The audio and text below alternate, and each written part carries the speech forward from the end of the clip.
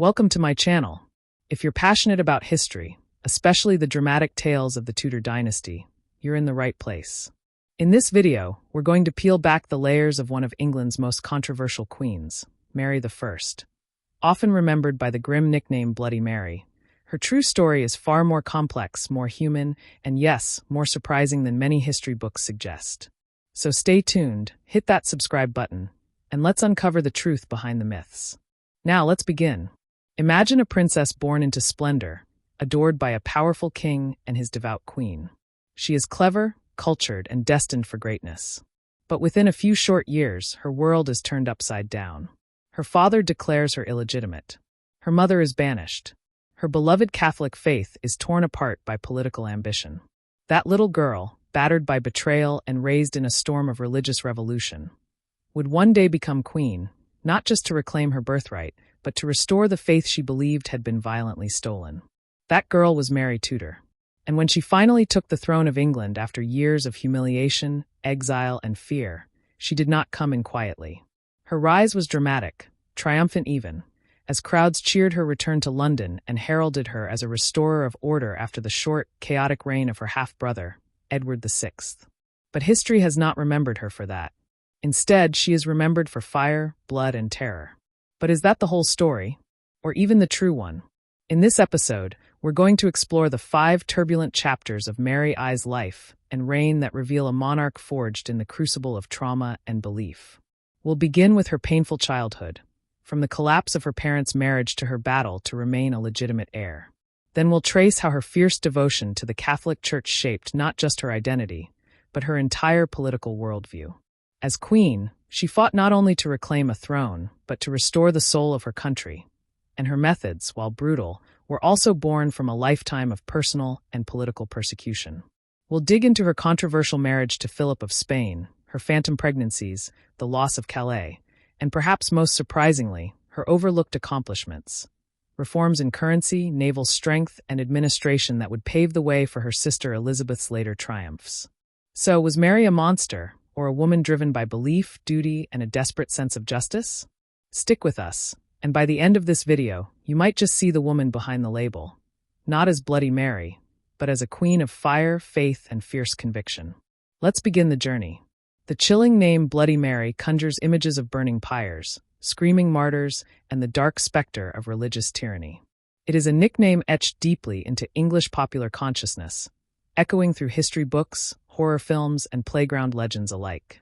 Yet behind this haunting moniker lies a far more nuanced, complex, and often misunderstood story, that of Mary Tudor, the first queen regnant of England.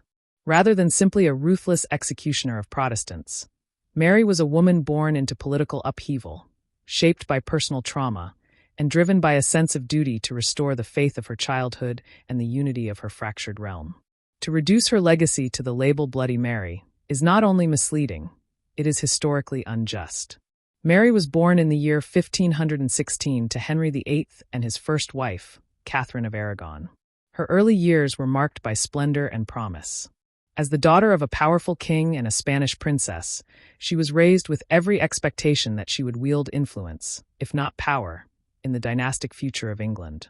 But her fortunes changed drastically with her father's infatuation with Anne Boleyn and his subsequent break with the Catholic Church. The annulment of her parents' marriage, the bastardization of her status, and the emotional trauma of being separated from her mother left deep psychological scars on Mary. She was forced to renounce her faith, declare herself illegitimate, and accept Anne as queen, all things she bitterly resented and never truly forgave. This period of enforced compliance and internal conflict molded Mary into a deeply religious and unyielding woman. She clung fiercely to Catholicism, not only as a spiritual compass, but as the only constant in a world that had betrayed her. Her Catholic identity became more than devotion. It was defiance, a refusal to surrender the core of her mother's legacy or her own sense of justice. These early experiences shaped Mary's later rule in profound ways. When she finally ascended to the throne in 1553, following the brief and ill-fated reign of Lady Jane Grey, she was not just a queen reclaiming her rightful place. She was a woman who believed she had a divine mandate to return England to the true faith. And in that mission, she saw no room for compromise. It is within this framework that we must understand the origins of the label Bloody Mary. Mary's 5-year reign saw the execution of nearly 300 Protestants, many of them by burning at the stake. These executions were part of a broader campaign to restore Catholic orthodoxy in England, re-establish papal supremacy, and undo the Protestant reforms that had taken root under her brother Edward VI. Yet while these deaths were certainly brutal and deeply traumatic, they were not unprecedented nor uniquely excessive for the time. Her father, Henry VIII, executed thousands, both Protestants and Catholics, during his 38-year reign. Elizabeth I, who followed Mary, would later execute just as many, if not more, Catholics under her own religious settlement. Why then does Mary alone bear the bloody epithet? The answer lies not in numbers, but in narrative. The moniker Bloody Mary was a product of Protestant propaganda, most notably John Fox's Acts and Monuments, commonly known as Fox's Book of Martyrs. Published during Elizabeth's reign, Fox's work sought to portray Protestant victims of Mary's persecutions as saints and heroes, suffering nobly for their beliefs at the hands of a tyrannical and vengeful queen. His vivid, often exaggerated depictions of martyrdom burned themselves into the English imagination, bolstered by the Protestant state and reinforced in sermons, pamphlets, and plays. Mary was painted as a monstrous figure, her piety recast as fanaticism, her resolve as cruelty. The printing press, newly powerful and politically useful, allowed this image to spread rapidly and endure long after her death. Moreover, Mary's reign was plagued by difficulties that made her an easy target for vilification. Her marriage to Philip of Spain, a foreign Catholic prince, stoked fears of Spanish domination. The loss of Calais in 1558, the last English possession on the European mainland, was seen as a national humiliation. Her failure to produce an heir dashed hopes of a continued Catholic succession and made her efforts seem futile in retrospect. Her health deteriorated, and she died prematurely in 1558, leaving the throne to her Protestant half-sister, Elizabeth. With the benefit of hindsight, Mary's reign was painted not just as bloody, but as a failure, a dark interlude between the glories of the Protestant Edward and the long, golden age of Elizabeth. The contrast between Mary and Elizabeth was sharpened intentionally and politically.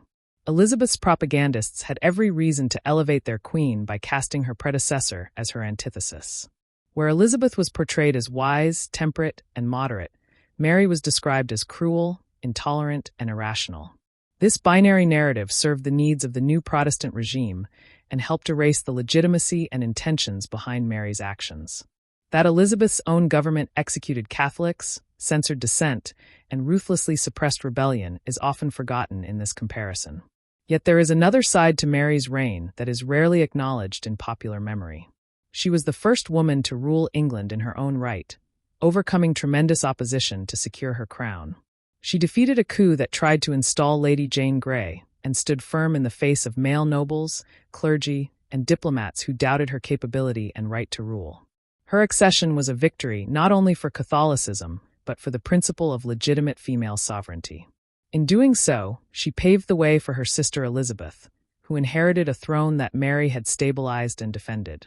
Mary also showed qualities of mercy and diplomacy that are often overlooked.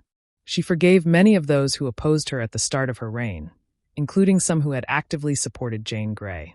She negotiated with Parliament, worked to improve the Navy, and tried to restore economic stability. She was not the irrational zealot that later histories made her out to be, but a woman of conviction navigating the minefield of Tudor politics with the tools and worldview of her time. Her religious persecutions, while horrifying by modern standards, were not acts of arbitrary cruelty. They were part of a deliberate, if ultimately misguided, attempt to save souls and return the kingdom to what she believed was spiritual truth. It is worth considering how much of the Bloody Mary legend is rooted in misogyny, as well as religious bias. Female rulers in early modern Europe were frequently judged more harshly than their male counterparts, particularly if they defied expected norms of softness or compromise. Mary, who ruled with the steel will of her father and the religious fervor of her mother's Spanish bloodline, fit none of the comforting stereotypes of feminine rule. Her severity was frightening precisely because it came from a woman who burned heretics, who defied powerful men, who governed without a husband beside her for most of her reign. In many ways, the horror she provoked was a reflection not only of her policies, but of the gendered fears she embodied. The power of the Bloody Mary myth lies in its simplicity. It provides a clear villain, a cautionary tale, a dark foil to the brightness of Elizabeth. But real history is never so neat. Mary's story is one of resilience, tragedy, devotion, and flawed humanity. She inherited a kingdom already bitterly divided by her father's religious upheavals and her brother's radical reforms. She sought to heal that division through uniformity, but in doing so, she only deepened the wounds. Her failure was not in her passion, but in her inability to recognize that England had changed, and that faith, once broken, could not so easily be repaired by force. In recent decades, historians have begun to reevaluate Mary's legacy, peeling back the layers of propaganda and prejudice. Scholars have examined her policies, her correspondence, her court, and her relationships in greater depth, revealing a ruler who was more thoughtful and principled than the caricature suggests. She emerges not as a bloodthirsty tyrant, but as a woman of her time, a Catholic queen in a Protestant age, a daughter trying to honor her mother's memory, a monarch who loved her people even as she tried to save their souls through means they could not accept. Mary's reign remains a cautionary tale, but not just for the reasons her enemies intended. It is a warning about the dangers of religious absolutism, yes, but also about the power of narrative to define legacy, the ease with which a complex life can be reduced to a nickname, and the enduring impact of politics on memory. In the end, Bloody Mary tells us less about Mary herself and more about the forces that shaped her image. Forces that continue to influence how we remember history today. So next time the name Bloody Mary is uttered, whether in the pages of a textbook or whispered during a ghostly party game, pause and consider what lies beneath the surface. Behind the fire and the fury was a queen who loved her God, her people, and her country. She may have failed in her mission, but she deserves to be remembered for more than just the flames. She was Mary Tudor, daughter of Catherine, heir of Henry, Queen of England. Not a spectre of terror, but a figure of tragedy, conviction, and historical complexity. Mary Tudor, born in the year 1516, entered the world amidst grandeur and expectation. As the only surviving child of King Henry VIII and his first wife, Catherine of Aragon, she was a cherished princess, baptized with full ceremony and raised in the glittering courts of early Tudor England. From the beginning, her life was shaped by dynastic ambition and religious tradition. Her mother, a devout Catholic and daughter of the Catholic monarchs of Spain, raised Mary with a deep sense of piety and duty. Her early education, overseen by the finest scholars of the day, was steeped in humanist thought and religious orthodoxy. Latin, music, philosophy, and theology formed the foundation of her intellectual world. She was not simply a royal child. She was being groomed to be a powerful consort, if not a ruler in her own right. But the glittering promise of Mary's early years would not last. In the mid-1520s, the stability of her world began to fracture. Her father, having grown increasingly desperate for a male heir, began to question the validity of his marriage to Catherine. The king's fixation on securing the Tudor dynasty led him to seek annulment from the Pope, a request that was denied due to political complications involving Catherine's nephew, the Holy Roman Emperor Charles V. What followed was a seismic shift in English history. Henry's decision to break from Rome and declare himself supreme head of the Church of England. The Reformation in England was born not out of religious fervor, but out of a king's personal and political needs. And Mary was caught in its violent center. The annulment of her parents' marriage in the early 1530s was not just a political act. It was a personal betrayal that shattered Mary's family and her sense of identity. She was declared illegitimate, removed from the line of succession, and forced to serve in the household of her infant half-sister, Elizabeth, the daughter of Anne Boleyn. Once treated as the heir apparent, Mary now found herself sidelined, humiliated, and deprived of her royal dignity. Her mother, Catherine, was cast aside and banished to increasingly remote residences, forbidden contact with her daughter. Mary, a teenager by this time, was forced to choose between obedience to her father and loyalty to her mother and her faith. She chose the latter. The years that followed were marked by emotional torment and physical decline. Mary suffered frequent illnesses, likely exacerbated by stress and isolation. She refused to acknowledge the legality of her father's new marriage or her own illegitimacy, insisting that she was the rightful heir and the true daughter of a lawful union. Her stubbornness, born of deep personal conviction and religious loyalty, made her a target for political manipulation. At times she feared for her life. Courtiers warned her to conform or face dire consequences. Still, she remained steadfast. Mary's formative years, marked by maternal exile, paternal rejection, and religious persecution, forged in her a hardened, almost defiant character. She saw in her suffering a parallel to the martyrs of her Catholic faith. Her resolve to remain true to Rome was not only spiritual, it was a form of personal vindication and resistance. As Protestantism advanced under her father's rule, Mary became a symbol of the old faith to many English Catholics. Her house, though watched and controlled, became a quiet refuge for those who still clung to papal allegiance. She was no longer just the daughter of Henry VIII. She had become, in the eyes of some, a future hope for the restoration of the true Church. The death of Catherine of Aragon in the year 1536 was another profound blow. Mary was not permitted to see her mother before she died. The pain of that loss remained with her for the rest of her life. In many ways, Catherine's memory became a sacred legacy Mary would feel compelled to uphold. Her mother's dignity in disgrace, her unwavering Catholicism, and her insistence on the sanctity of her marriage shaped Mary's worldview irrevocably. She did not forget. She did not forgive. Even as Anne Boleyn fell from power and was executed in the year 1536, Mary's situation remained precarious. Henry's third wife, Jane Seymour, took steps to reconcile father and daughter, and Mary was eventually restored to court, but only after signing a document acknowledging her father's supremacy over the Church and the illegitimacy of her mother's marriage. It was a compromise that broke her spirit, though she justified it as a necessity to survive. Still, her Catholic conscience remained untouched. The years that followed offered little relief. Although her status was marginally improved, she continued to live under scrutiny. She was unmarried, childless, and politically vulnerable. As her father remarried and her half-siblings grew, Mary's own place in the succession was always in flux. She was included, then excluded, then reinstated in royal wills and acts of succession, her legitimacy never fully secure.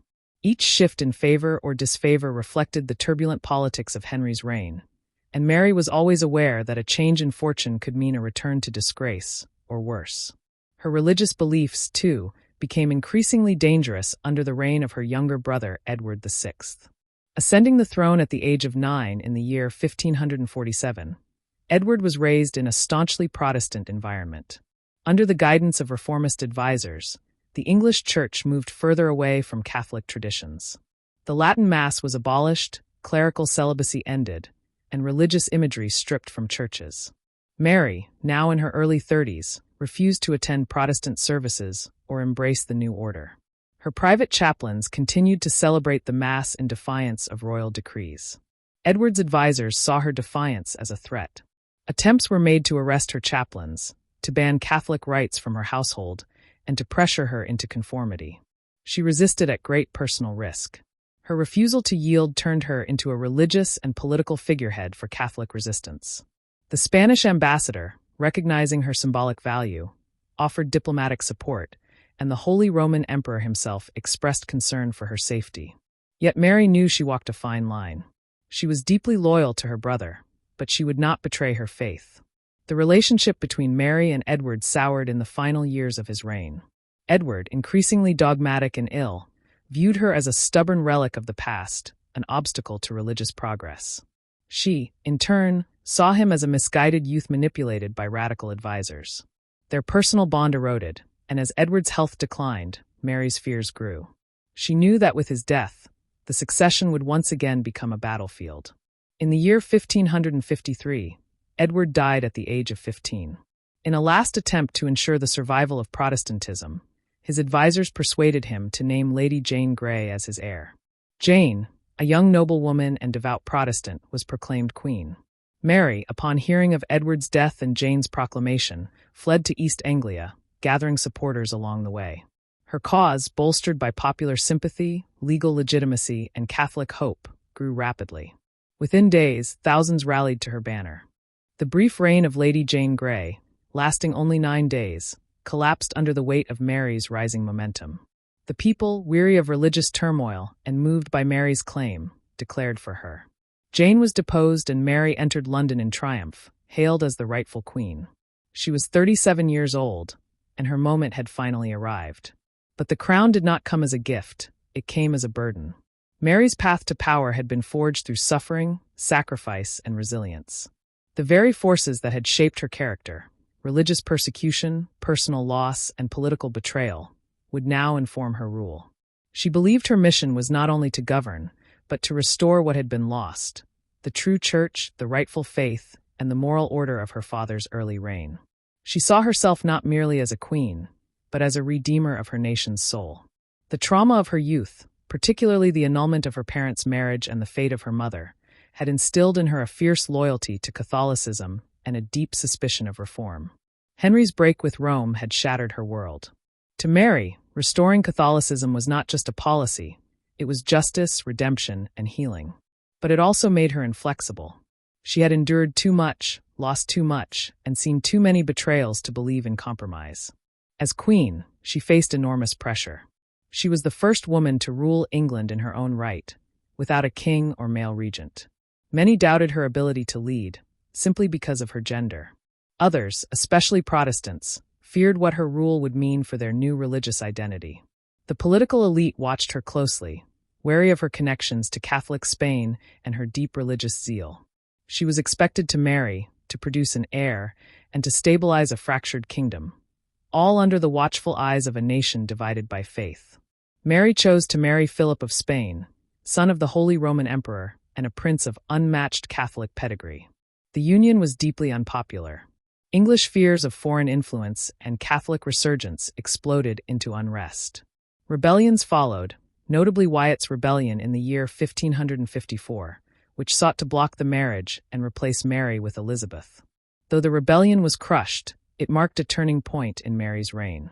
The threat it posed, and the involvement of Elizabeth in the eyes of Mary's advisors, led to suspicion and imprisonment of her half-sister. The Queen's tolerance diminished, and her response to opposition became increasingly harsh. The burning of Protestants began shortly after. Mary believed that religious unity was essential for national stability and eternal salvation. She saw the executions not as cruelty, but as necessary purification. The fires of Smithfield, where many Protestants were burned at the stake, came to define her reign.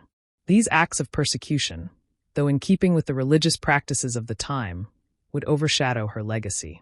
They were the culmination of a life shaped by religious trauma, loss, and the relentless burden of succession. Mary's early life, therefore, was not merely a prelude to her reign. It was the crucible in which her identity was forged. Her childhood was marred by abandonment, injustice, and uncertainty. The dissolution of her parents' marriage destroyed the framework of her world. The religious revolution that followed left her isolated and endangered. Her fight for survival in a hostile court taught her patience, resilience, and caution. These qualities, essential for her rise, would also shape the way she ruled. Her devotion to Catholicism was not fanatical by chance. It was the last thread of continuity in a life repeatedly unraveled. In remembering Mary Tudor, one must look beyond the fires and the propaganda. She was not born a tyrant. She was made by history, its betrayals, its ruptures, and its merciless tests. Her reign, however controversial, was the result of a woman who had spent decades defending her right to exist, to believe, and to rule. Her story is not just one of persecution. It is one of survival, determination, and the fierce will of a queen forged in fire. When Mary Tudor entered London in the late summer of the year 1553, she was greeted with thunderous applause, bells ringing from every steeple, and the relieved cheer of thousands who saw in her the return of rightful monarchy and the promise of stability after years of religious and political turmoil. She had triumphed over those who sought to disinherit her, cast aside a false queen in Lady Jane Grey, and restored the line of Henry VIII. For many, this was more than a personal victory for Mary. It was the restoration of order and legitimacy after the confusion of her younger brother Edward's increasingly radical Protestant reign. The people who filled the streets, waving banners and kneeling in reverence, were not merely celebrating a queen. They were welcoming what they hoped would be the healing of the realm. Mary, at 37 years old, had waited nearly a lifetime for this moment. She was the first woman to rule England in her own right, a daughter of Catherine of Aragon and a devout Catholic whose formative years had been shaped by the trauma of her mother's disgrace and the spiritual chaos left in the wake of her father's break with Rome. The crowd that welcomed her likely included Catholics eager for the old rites, moderate Protestants yearning for peace, and common folk who simply desired an end to the uncertainty. What they did not yet understand was that Mary's notion of restoration would come with a cost. A return to a religious past many believed was already behind them, enforced with a zeal that would, in time, earn her a place in history under a cruel and unforgettable epithet. From the very beginning of her reign, Mary made her intentions clear. She would reverse the changes made under her father and brother and bring England back into full communion with the Roman Catholic Church. But this would be no simple task. The English Reformation had taken deep root, and while many still clung to traditional forms of worship, a growing number of clergy, gentry, and city dwellers had embraced Protestant doctrines. To Mary, however, the rupture with Rome had not been a true reformation, but a rebellion, a betrayal of centuries of Christian tradition. Restoring the faith was not just a political decision, it was, in her eyes, a moral imperative, a divine duty. Her entire life had been marked by personal suffering tied to the loss of Catholic unity, and her reign was, from its outset, a mission to right those wrongs. The challenge facing Mary was immense. Though the people had welcomed her with joy, the kingdom was far from united. Parliament, filled with men who had prospered under Henry and Edward, was cautious, and many bishops appointed during the Protestant ascendancy still held office. The royal treasury was depleted, and much of the wealth that had once belonged to monasteries had been seized and redistributed. Religious houses were gone, lands had changed hands, and new doctrines had been preached for years. The English Church had become, in many practical ways, Protestant. But Mary was determined to rebuild what had been lost, and she began that work immediately. One of her first acts was to restore the Latin Mass and reintroduce Catholic ceremonies, images, and altars. Clerical celibacy was once again enforced, and married priests were removed from their posts. Protestant bishops, including men like Thomas Cranmer, were imprisoned and replaced with Catholics loyal to the old faith. These were only preliminary steps. Mary intended full reconciliation with Rome, but she knew that such a goal would require careful diplomacy and a firm hand. She turned to trusted advisors, most notably Reginald Pole, a distant cousin and cardinal, who had lived in exile during the previous reigns due to his opposition to the English Reformation. In the year 1554, Parliament repealed many of Edward's religious laws and began dismantling the Protestant reforms. But the most symbolic moment came in the following year, when Pole returned to England as papal legate and formally absolved the kingdom. In a moving ceremony attended by Mary, her husband Philip of Spain, and the assembled lords and commons, England was officially reconciled with the Roman Church. The schism that had begun with Henry's defiance was, in Mary's eyes, now ended. She had restored the soul of her kingdom and fulfilled the destiny she believed God had placed upon her. Yet not everyone welcomed this restoration. Among the educated elite, Protestant beliefs had taken firm root, especially among those who had studied in Geneva, Zurich, and Wittenberg. In parts of London, Kent, and the universities, there was significant resistance. For these believers, Mary's actions represented a return to superstition, idolatry, and the tyranny of the Pope. Their faith was no less fervent than Mary's, and they were equally convinced that theirs was the true gospel. When Mary began to crack down on this dissent, the fires of religious persecution were lit. The first executions of Protestants began in early 1555. Among the earliest to die was John Rogers, a clergyman and translator of the Bible.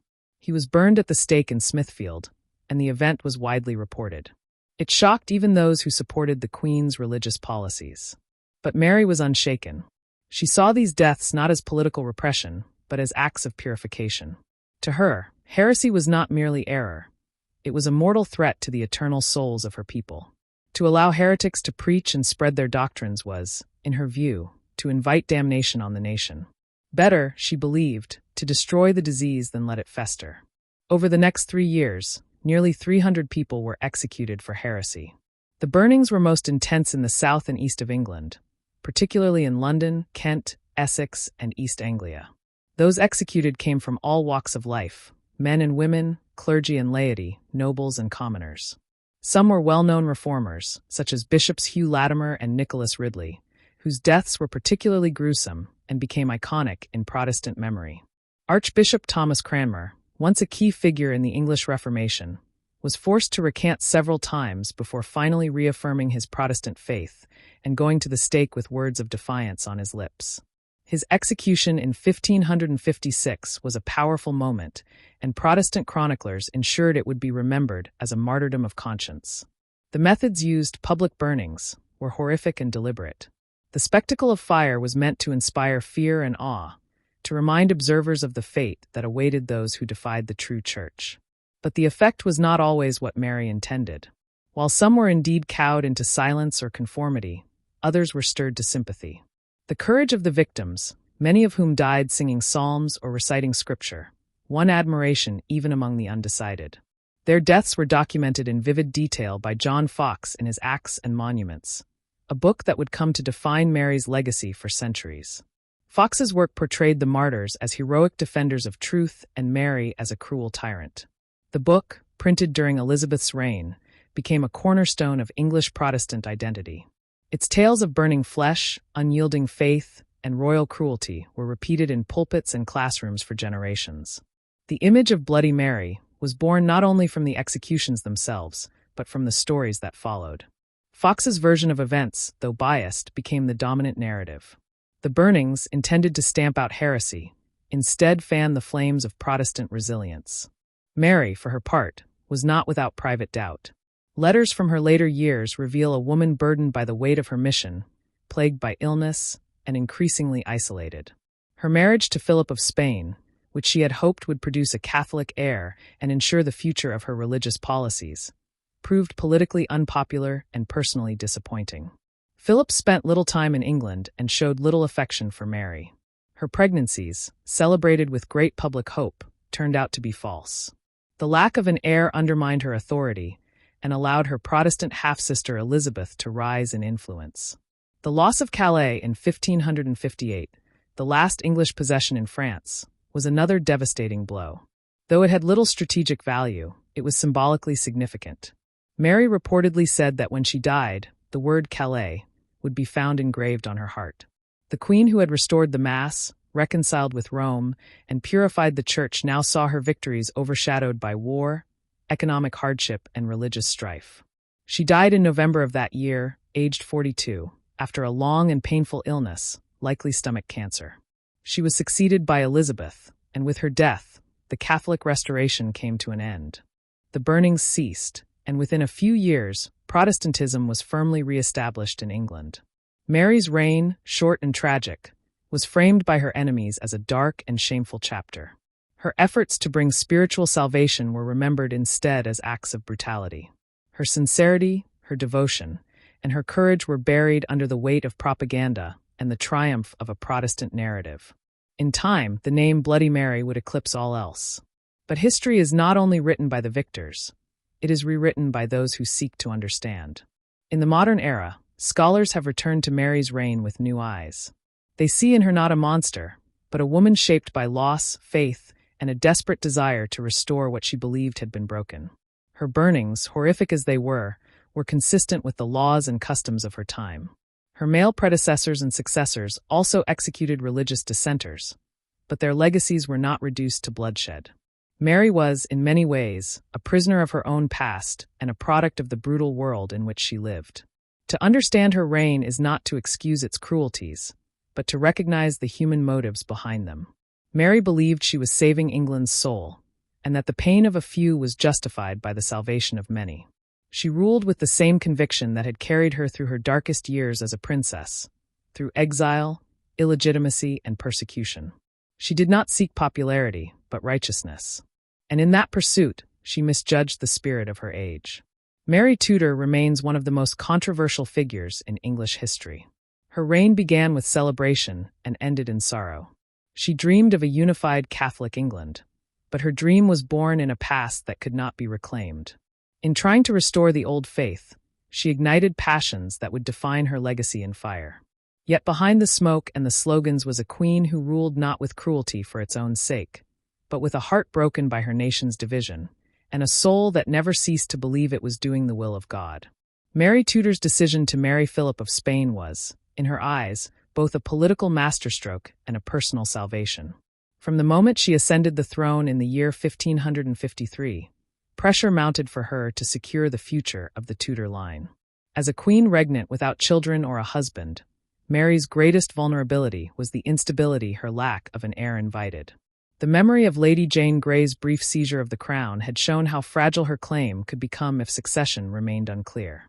A husband, and more importantly, a child, could provide the security her reign needed and offer England the Catholic continuity she so desperately wanted. The choice of Philip, son of the powerful Emperor Charles V, seemed to offer a perfect solution. Philip was royalty of the highest order. He was the heir to the Habsburg dynasty, which spanned Spain, the Netherlands, parts of Italy, and the Americas. A union with him promised not only legitimacy and protection from Catholic Europe, but also a powerful alliance against Protestantism, which Mary considered the single greatest threat to her soul, her people, and her kingdom. For Mary, who had spent years under threat for her religious beliefs, marriage to a staunch Catholic like Philip was not only politically astute but emotionally appealing. He could help restore England to the Roman Church, support her in suppressing heresy, and provide the longed-for heir her father had failed to gain from Catherine of Aragon. Yet even before the marriage was finalized, deep anxieties gripped the English political class and the wider population. The proposed union with Philip sparked fears of foreign dominance, Catholic absolutism, and the loss of English independence. Memories of the wars of the previous century, when England had been embroiled in Spanish and Habsburg causes, were still present in the national psyche. Many believed that a marriage to Philip would make England a pawn in a vast imperial chessboard, its resources drained and its sovereignty compromised. The Spanish marriage treaty, carefully negotiated by Mary's council, was designed to assuage these fears. It stipulated that Philip would be king in name only. He would have no independent authority in England, could not appoint foreigners to office, and had to uphold English laws. If Mary died first, Philip would have no claim to the English crown. These legal guarantees were meant to protect English interests, but they did little to calm the fears of the populace. Even before Philip arrived, rebellion broke out. In early 1554, Thomas Wyatt led a revolt with the aim of preventing the Spanish match. The rebels feared that Mary's marriage would bring England under Spanish rule and hasten the return to Catholic orthodoxy.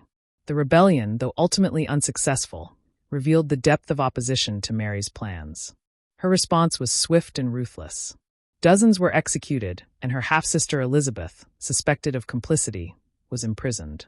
Although no definitive evidence tied Elizabeth to the rebellion, her popularity and Protestant sympathies made her dangerous. Mary, torn between affection for her sister and fear for her throne, kept Elizabeth under close watch for the remainder of her reign.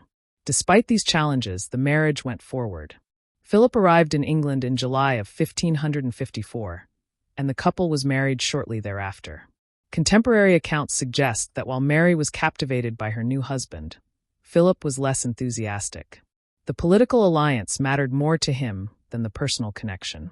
He was 11 years her junior, accustomed to grandeur and military campaigns, and not emotionally invested in the English queen. Their interactions were formal, and he spent much of his time communicating with his court in Spain.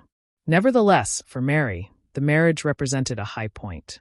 She had fulfilled a dynastic duty, strengthened Catholic alliances, and taken a step closer to securing the Tudor legacy. The early months of their marriage were filled with hope. When Mary showed signs of pregnancy in late 1554, joy swept through the kingdom. Celebrations were planned, special prayers were offered, and court astrologers predicted a male heir. By spring of the following year, Mary went into confinement in preparation for childbirth. But the child never came. What had seemed like clear signs of pregnancy, swelling, amenorrhea movement, proved to be a phantom. Whether the cause was a medical condition like a tumor or psychological distress is uncertain, but the result was devastating. The phantom pregnancy was more than a personal heartbreak. It was a political catastrophe. The excitement and public joy surrounding the anticipated heir gave way to confusion and suspicion. Rumors spread, suggesting divine disapproval, manipulation, or even falsehood. Mary's credibility suffered, and hopes for a Catholic succession dimmed. Still, Mary clung to hope. She remained convinced that she would conceive again. She refused to see this loss as a final failure and continued to pray for divine intervention. Philip, however, was not as committed. He returned to the continent not long after the false pregnancy, resuming his political and military duties.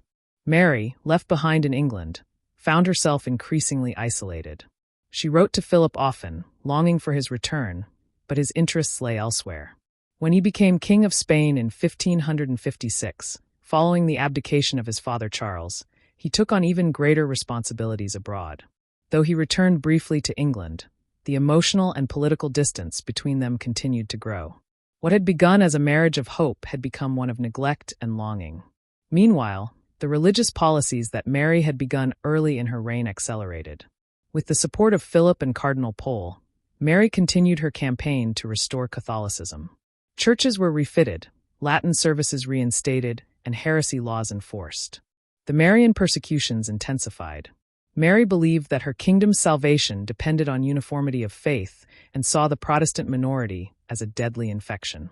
Burning them, she believed, was an act of mercy to their souls and a warning to others.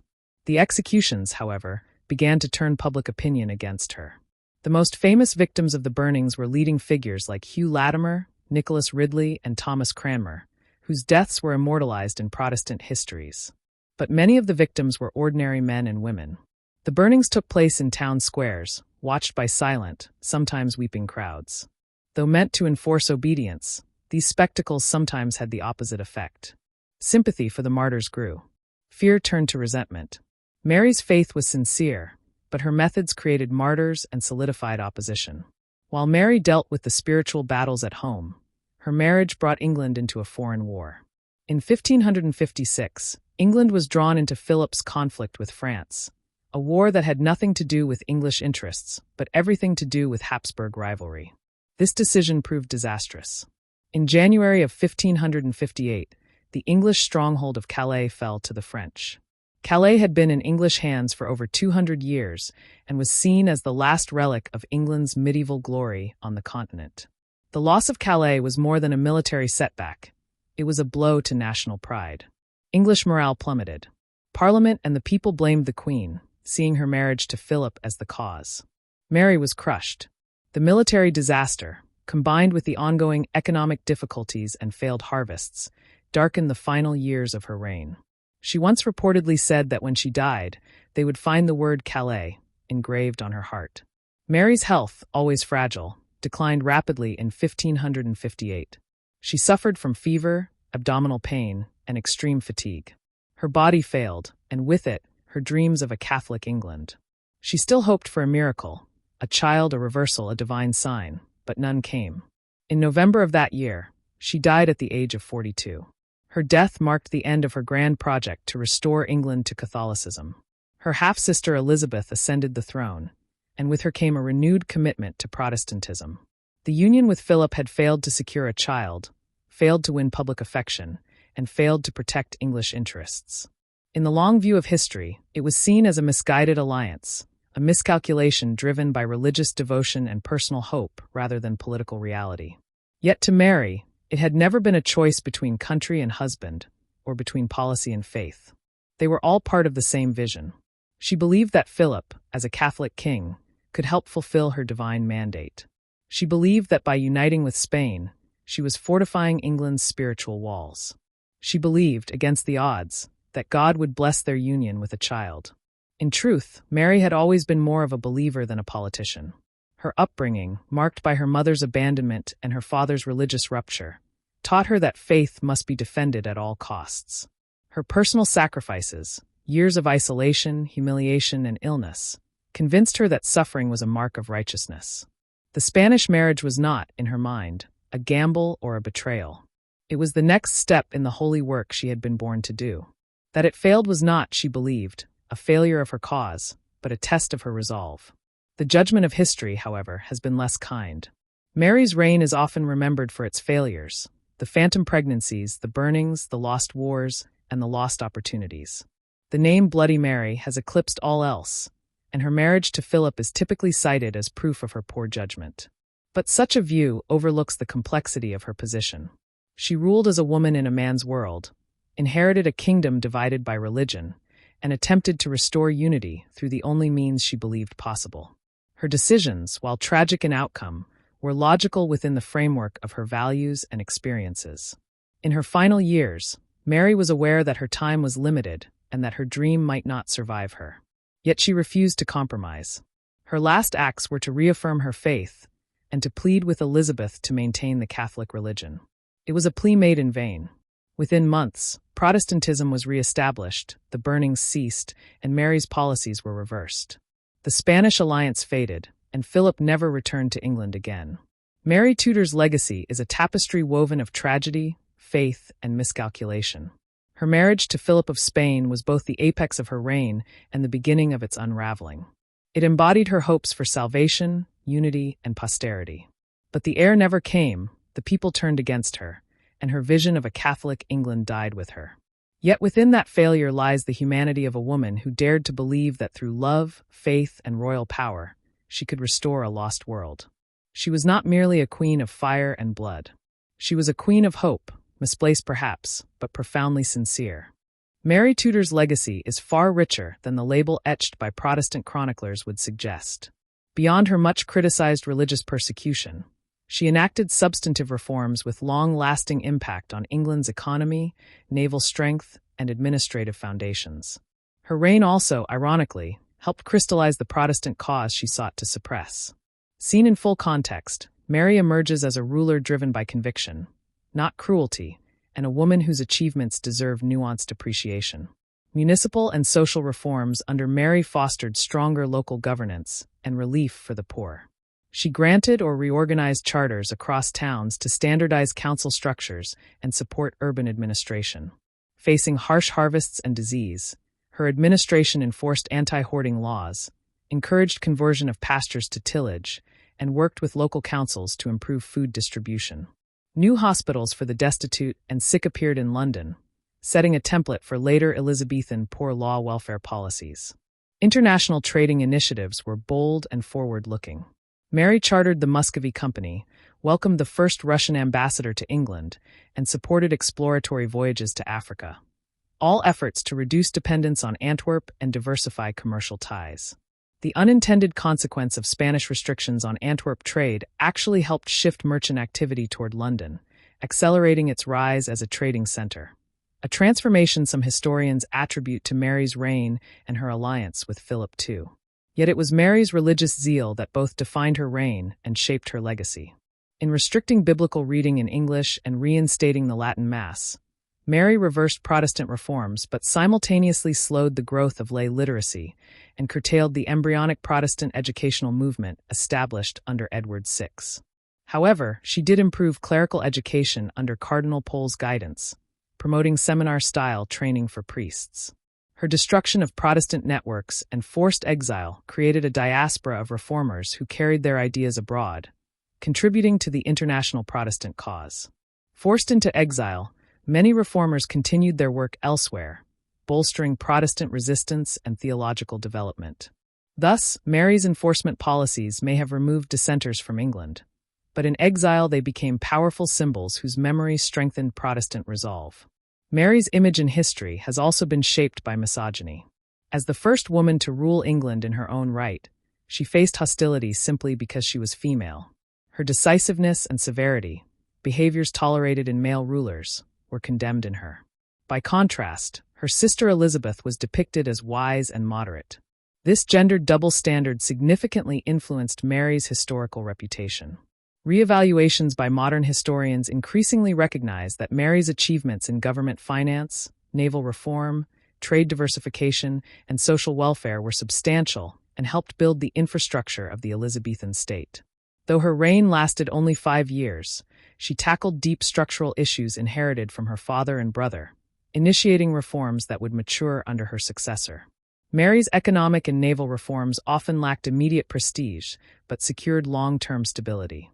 Her consolidation of revenue courts, positive fiscal measures like the Book of Rates, naval investments, and promotion of overseas trade contributed to England's emergence as a financial and maritime power. These policies softened the worst impacts of inflation and government debt, preserved military readiness, and enhanced the nation's commercial reach. Her religious convictions were uncompromising and sincere. Though many of her methods now strike as harsh, they were coherent within her worldview. A Catholic queen convinced that uniform belief was essential for national health. The martyrdom she oversaw, while tragic, created Protestant heroes whose memory lived on and fueled a stronger, more determined belief. Mary's reign ultimately highlighted that repression often breeds resistance. Seen in full, Mary Tudor was a ruler of deep conviction. She sought to restore what she believed had been unjustly undone, and in doing so she enacted lasting reforms while pursuing spiritual aims. Though her reign ended in failure, no heir, the loss of Calais, rising debt, her impact was real and enduring. Modern scholarship increasingly acknowledges that beneath the label, and despite the cruelty of her persecutions, Mary was a complex monarch, capable, conscientious, and driven by faith. Her legacy endures not because she crushed her opponents, but because she built institutions, launched trade networks, strengthened the navy, and proved that a woman could rule England on her own terms. Mary's efforts were flawed, and her methods limited, yet they formed a foundation Elizabeth and later rulers would build upon. Her reign remains a poignant study in the limits of conviction, the unintended consequences of intolerance, and the enduring fruits of earnest governance.